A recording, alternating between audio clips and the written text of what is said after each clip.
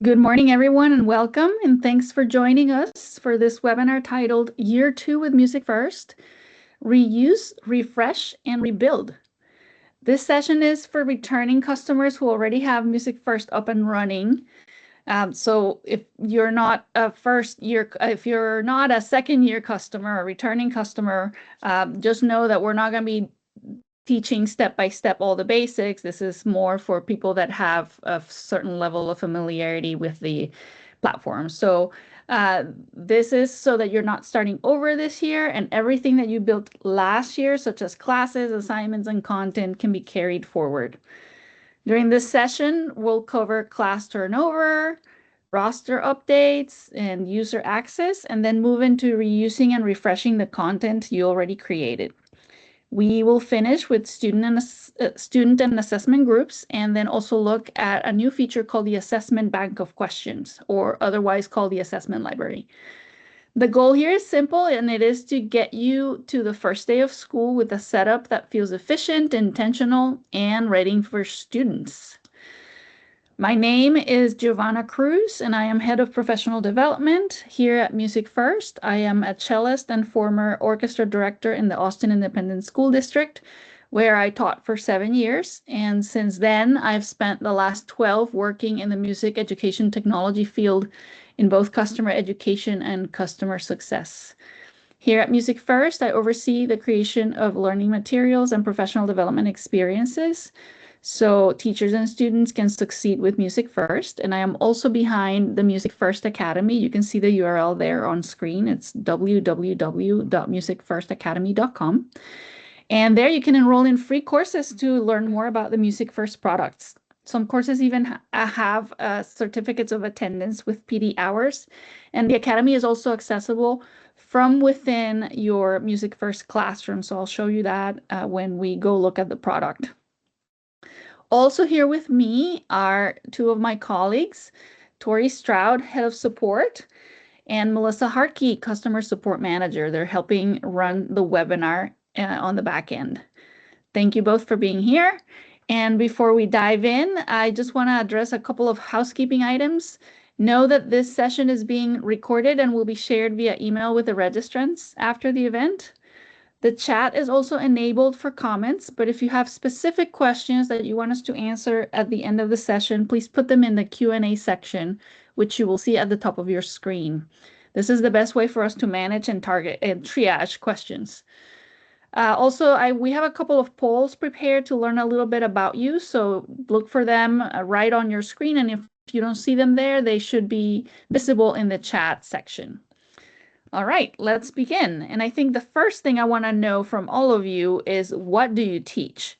So Melissa, if you could put that one on screen. While people answer, I'll move on to the next slide to give people a chance to answer.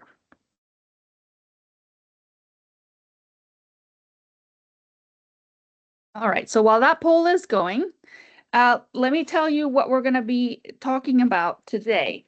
So why the year 2 and beyond are easier, and that is because you already likely created a lot of content last year and know how to navigate the MusicFirst Classroom. So year 2 and beyond is much easier because you can reuse some of that content. You don't have to start from scratch. We're also going to talk about year 2 and beyond setup essentials, how to reuse and refresh some of that content. We'll look at groups and the assessment library or assessment bank, and then that all of those things together will help you get organized and looking ahead. So what are some of the setup essentials? There are 4 things that you need to handle, or would be beneficial for you to handle before your students arrive. And if you do these in order, the rest of your year kind of falls in place, right? So the first one is class turnover. That means closing out or archiving classes from last year and setting up this year's classes. Your content is going to stay intact, whether you've saved it in favorites or if you try to make some new classes from the existing ones. Do archive older classes so that your dashboard doesn't get crowded with too many and making it difficult to find this year's classes. The second thing to do is roster updates. So you're going to want to bring in new students and remove those that have moved on. So if you're a high school teacher, for example, and you have students that have graduated, you're going to want to remove those to free up the seats. If you are a middle school teacher and some of your students went on to high school, same idea. If you have students that are no longer part of your program, you also want to remove them. So there's a couple of options in here.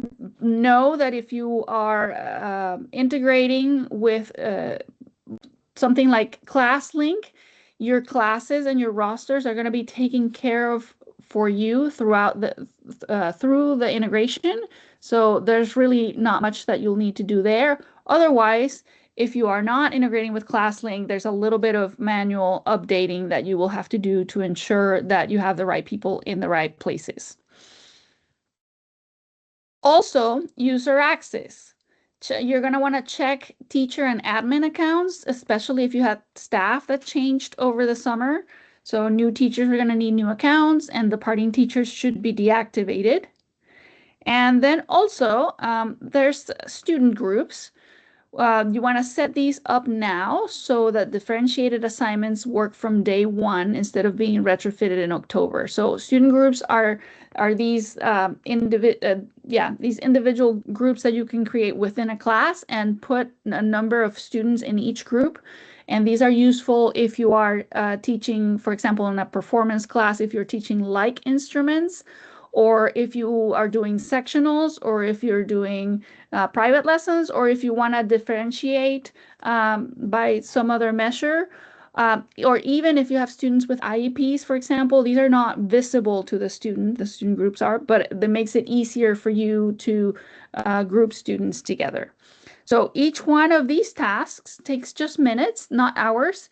And so once you know where these things live, it's going to be really easy to navigate.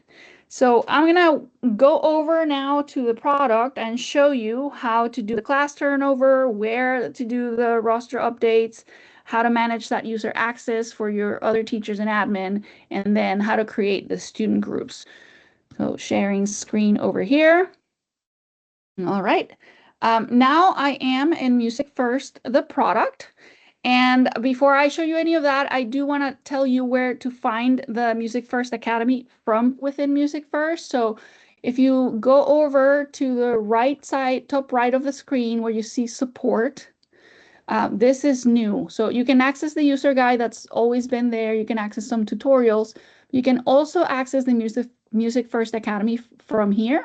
Once you're logged into your product and you click MusicFirst Academy, you're single signed on into that, and you are taken here where you can then enroll in courses to learn more about our products. So let me go back to the MusicFirst Classroom. And okay, so the first thing that we wanted to do was class turnover. So close some classes from the previous school year to clear up this, in my case, a little bit crowded dashboard because I have a lot of classes. Maybe you do too. And so this is really simple to do. What you want to do is go to your class and then click Edit. And then from Edit, you can just simply deselect this class from active. By deselecting it, it's going to become inactive. So you will no longer see it in your dashboard. And that's how that works. It's really simple. So now you'll see that when I go back, this was my beginner orchestra theory and ear training. Now you don't see it over here. Okay. Now, before you do that, if this is a class that you're going to teach again next year and you created all your class, all your materials or all your curriculum, all of the tasks that you want to teach again for a new group of students, what you would do is, let me try it with this advanced high school, or actually let's do this webinar class here for 817. You would go into the class and then you would say edit, And sorry, from class management, you would say duplicate class. So again, the flow is you open the class, you go to class management, and you say duplicate class, and it's going to give you the opportunity to create a brand new class that you can name. So today is the 18th instead. So I'm going to say 818 webinar class. And it's going to create a copy of my current class, but none of the students that were in the 817 class are going to be there. So I've created the class. This one's called 818. And so now I have my old class and my new class. In my old class, let me see if I had students enrolled in here. So if I go to student management, okay, I didn't have any students in there. The new one isn't going to have any students either because I just created it. But now that I have a new class, I can deactivate the 817 and update. And now all I have is my 818 class, okay? It's going to have the same materials that I had before. So I can reuse whatever I created last year that was working well for me and use it for this new class. All right, now I want to do some roster updates because the students that I had last year, some have moved on, some have changed schools, some have changed classes. So there's a couple of different ways I can do this, but if I have user management enabled for me, I would go here and then go to students and then grab the students that were in previous classes if I know who they are. Let's say I have students that I've uploaded via CSV previously and that were in this class called demo class. So these are all the students that are in that class. And of those 3 students, these 2 I want to put in my new class. So I can check the box on the left side, and then I can say class to enroll in, and I grab the new class, which is my 818, and then I say enroll. And now that's where they're going to be. So if I go to 818 class and say submit, I can see those 2 students. Now that class is going to have more students. So let me find some others. I have other previously uploaded via CSV that were in any other classes. So there's a whole bunch of them, right?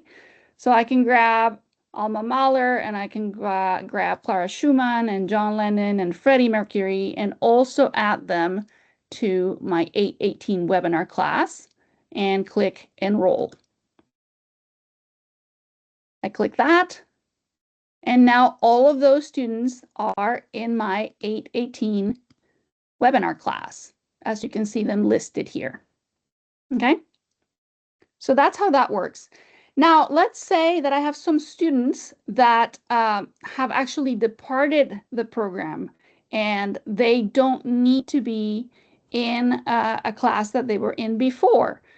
In this same section where you see manage students, you can select the student and you can either deactivate it, which means it's going to remove a seat from them, or you can delete it by clicking the button here. I don't want to actually delete it, but that's how you would remove people from seats.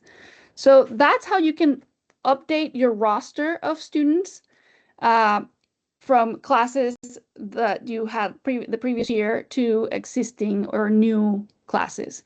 Another place where you can do this is if you go back to your new class and you click on student management and then click students, you can also recall them from that master list that's available under user management over here. So you would say add existing students, and then let's say when you click the box, this allows you to bring in one by one. So if it's a single student you need to add, this is an easy way. If you want to do multiple, it might be easier to go to user management. Okay, the other thing we wanted to look at was user access in terms of teachers and admin. So again, if you have the user management menu available, you can click on it and go to either all users and filter by role, or you could go to all users, sorry, and click on faculty to see who your existing faculty are. And then you would filter by active, inactive, or pending seat. Pending seat would be anyone who created an account, but your seat count doesn't allow for them to be active, so you need to manually assign it. Active are all of those that have a seat assigned, and inactive are, of course, those that have been inactivated. So from here, you can again change their status, okay? Or you could create a manually create a new user and assign the role from here. Or if you have administrator privileges, you may be able to import your users via a CSV upload. Again, if you're integrating with things such as ClassLink, all of this rostering and class creation will be taken care of for you. Okay, so that was class turnover, roster updates, and user access. The last thing I want to mention here is your student groups. So again, if you go back to the home page and then you select your class, on the top right under student management, you have this option for groups.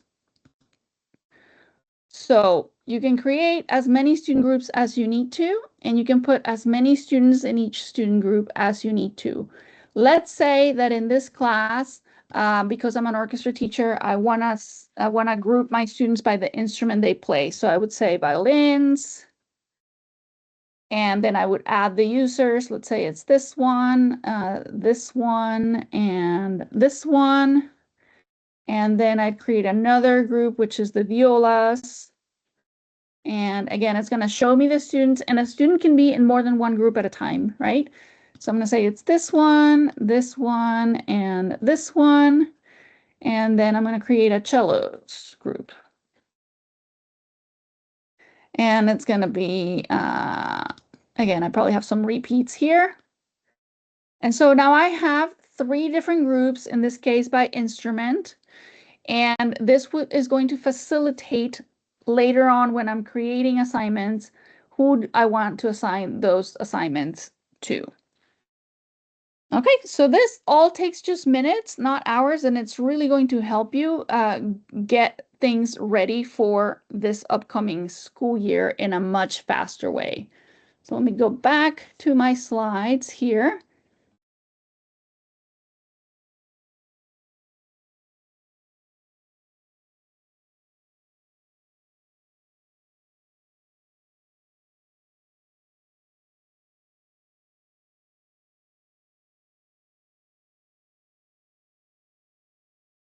Okay, so now it's reuse, refresh, and rebuild. And this is really the heart of this session, and just 3 words to keep in mind. So reuse is most of what you built last year is still good. That's classes, assignments, rubrics, they can carry over. Refresh means of the stuff that you built last year, you just need to do a light touch on either dates or titles, or maybe some instructions if you saw that something kind of worked, but you want to tweak the instructions for the following year, you would just refresh those. And then rebuild would be the small number of things that really didn't work or that you want to do over, you want to do them differently. You can rebuild from scratch, but that should be really the exception, not the starting point. So this is really where the time savings really show up. So kind of like what we talked about, you want to copy last year's classes and assignments rather than building from scratch. So let's say you taught a class of AP theory or piano or what have you, right? And that class is in your schedule every year.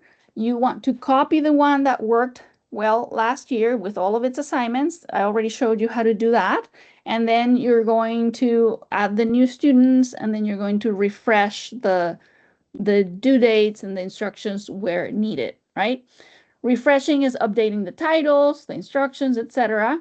Especially because students will notice if if you copied from a class from last year and then all of a sudden a due date says September 2025, the students will be like, and then archiving what you're not using. And I already showed you that as well by inactivating existing classes from previous years. So, all right, I already showed you how to do that. Then you also want here to revisit your student and assessment group. So I showed you the student group. I'm also going to show you the assessment group next. And this membership does not carry forward, as you saw when I first deleted the 817 class. Well, it didn't have any students, but if it had any students, they still would not have shown up in my 818 class. So, you do want to review your student groups and your assessment groups. And then secondly, maybe this is going to be the first time that you see this. We have the assessment bank of questions. It's called Assessment Library. And it's a ready-made library. Well, ready-made sounds like there's already a bunch of assessments in there. It means more like you can create assessments and save them in your library. So then later you can pull from those assessments, either exactly the one that you have saved or questions from that one and others that you also have saved into a new assessment. So this is going to make things also faster for you. So let me go back here to the product and show you these couple of things that I just mentioned.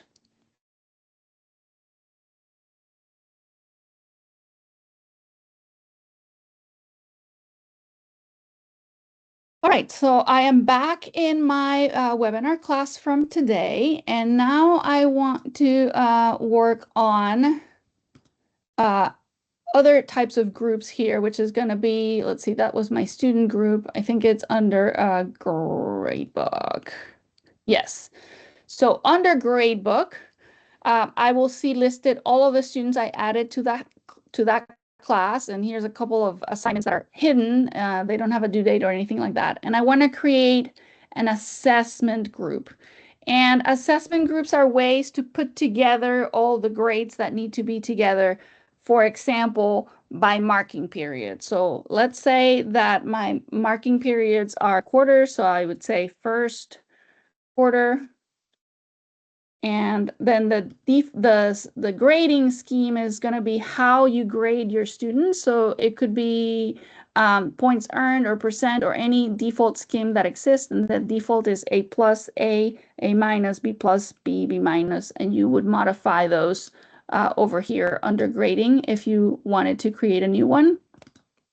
So I'm going to say first quarter is the default scheme. And then I'm going to create another which is my second quarter and my third quarter.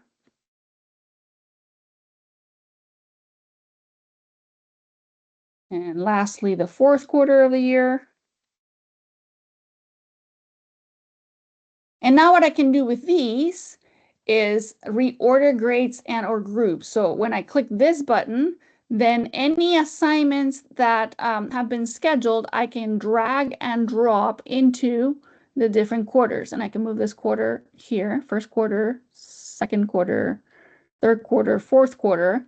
And so let's say this one I'm going to put in the second quarter, and other stuff that I assign later, I can either drop in first or second or any of the other quarters. So now this is what my gradebook looks like. And when I click on any particular quarter, then I'm going to see all of the assignments that have been assigned or nested, I guess, under a particular assessment group. I'm going to make a pause there and see if we got any replies from that first poll, which was, what do you teach? Okay, so it looks like we have 2 choir teachers here, and we have band, orchestra, and others. So we have everybody here as usual, 40% choir and 20% band. and orchestra and other. I'm going to keep moving, but I'd love to see the results of our second poll, which is, I believe, it's either how many years you've been teaching with MusicFirst, or what level you teach, one or the other. I can't remember which one is next. So, okay, moving on. I showed you the groups, and now I'm going to show you the assessment bank of questions, or what we call the assessment library. So in here, when you say grading, you're going to have manage gradebook schemes, which is where you, let me show you that too, okay, which is what you have in each class. Sorry,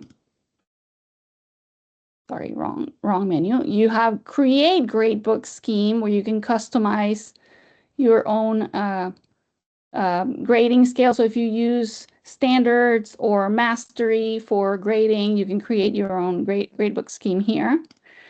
Then you have, I'll go to assessment library next. You have manage rubrics, where you can create specific rubrics. So for example, here I have a performance rubric where I've created one where rhythm is 20 possible points, and this is the requirement for pitch, 20 points again, and all pitches have to be correct in order to get the points, articulation, etc. So you can create your own rubrics here. And then you can create different rubric headers. And then lastly, you have this assessment library, where what you're going to do is you can create a new template from here. Let's say 818 template, 1826 template, and you say save here. And then from that template, you can create a number of questions for your quiz.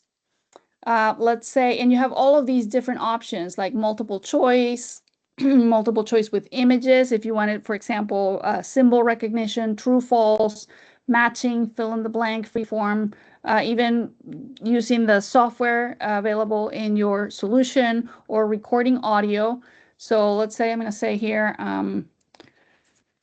record your name as you want me to pronounce it. You can add media to your test if you want, and then you click create, and there's a point value. Let's say this is 10 points, or let's say it's 2 points. And I say create, so there's a record audio question, and then I'm going to say, tell me what is your current grade. And let's say that this is just it's an assessment to really familiarize your students with how assessments work. So it's nothing necessarily content related. So this is just an example. Let's say this is 2 points, and then you can randomize the questions so that each student gets them in a different order. And then here you would type the questions. So you would say, let's say it's middle school. So 6th grade, and then 7th grade, and 8th grade. And you're using this one just with your 6th graders. So you're going to say that 6th grade is the correct answer here. And you say create, and there's your question. And so you can create any of these other kinds, but this is a template you've created. And so now what happens is that whenever you go to, say, your class, and you want to create an assessment here for the class, you can say create. And this is getting to know you.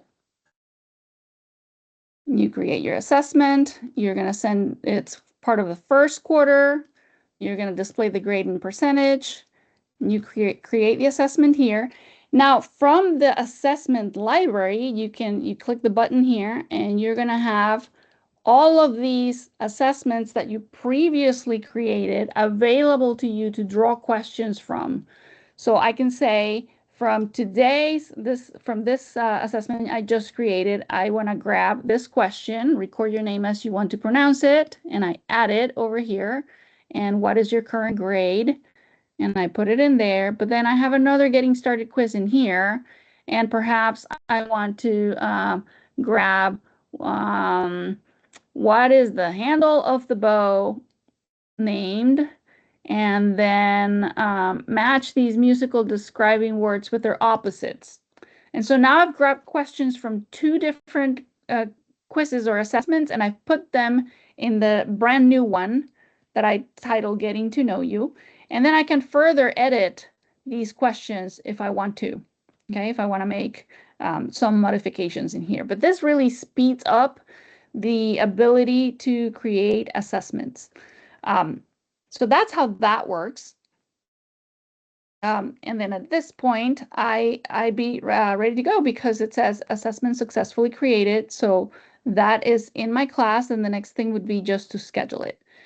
I also want to mention that if you have existing assessments from the previous year, so here, for example, I have this band best practices, or let's say this cello fingering quiz number 1. Okay, this was a fingering quiz that I actually grabbed from the MusicFirst content library. And I want to incorporate this into my assessment library. I can say duplicate it or copy it. Okay, I go to the top left of my screen where I can see manage questions and then click this button. And by doing so, I've now added it to my assessment library. As you can see, it's here. So now going forward, I can use this quiz, which was in that class, for any of my other classes, and I can draw either the entire assessment or some questions from it to incorporate into other new assessments. Right? Let's see if we got some answers from the previous quiz. All right, everybody here has been using MusicFirst for 2 to 4 years. Great, that's the audience that we wanted here today. So wonderful. Hopefully the things that we're discussing are you're finding helpful. All right, I'm going to return to my slides, and I am on slide 9, I believe.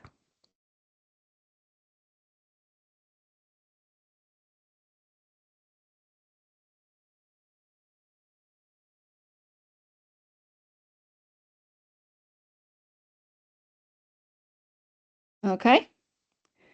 And so those are really the main things that we wanted to share with you today. So let's recap the main idea. Year 1 is about building, and then year 2 is about leveraging what you built. So instead of starting over, you're just starting ahead. You're getting organized, you're more efficient, and you're ready for students. That makes a real difference in how the first weeks of school are going to feel. Less setup and more teaching. So this really was a shorter session than the others that we have had, but I want to open it up for any questions that you may have. And that's it. So let us know if you have any questions.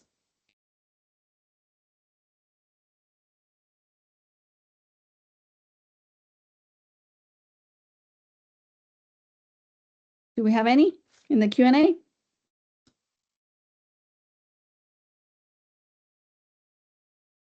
I don't see any. Right, doesn't look like we have any questions. Okay, well, in that case, please know that we're always here to help, right? MusicFirst provides lifetime support, which is available Monday through Friday, 9:30 a.m. Central, sorry, 9:30 a.m. Eastern to 5:30 p.m. Eastern. During back to school, we do have some extended hours. And then also, you can reach us by email or phone. And we offer some 15-minute check-ins. So if you need a little bit of one-on-one help, you can scan that QR code on the screen and see our calendar availability to book a check-in. Otherwise, thank you for attending. I do encourage everyone to block a little bit of time this week to do the class turnover and roster updates while it's fresh on your mind. And like I said, the recording is going to be available on the same site where you registered, and you're going to get an email about it when the recording is available. If you have a chance, we'd love your feedback, so please scan the QR code that you see on screen and let us know how we did and how we may be able to improve for future sessions. Thank you so much for coming today.